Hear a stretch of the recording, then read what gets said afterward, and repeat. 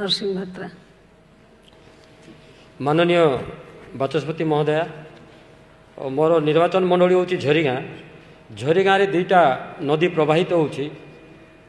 गोटे हूँ तेल नदी एवं आउ गोटे हूँ भास्कल नदी।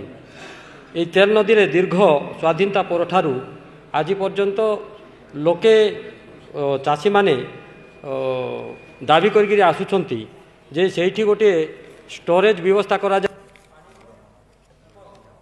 सेठारे ब्यारेज निर्माण करागले स्टोरेज हम एवं से पानी को चाषी माने व्यवहार करिकी सशक्त हो पारे। यही दुईटा नदी रे प्रायतः मो निर्वाचन मंडली 10 किलोमीटर पर्यंत प्रवाहित होउछि। तेणु मोर कहिबार अर्थ होउछि यही दुईटा नदी रे अति कम रे 10-10टी जदि ब्यारेज निर्माण करा जाए ताहेले मोर से अंचल चाषी माने उपकृत हेबे एवं अर्थनैतिक क्षेत्र में सशक्त हेबे। तेणु मोर निवेदन रहा सरकार को ठारे निश्चित भाव में यहाँ कले मु आपण उपकृत। माननीय विधायक श्री अश्विनी कुमार पात्र।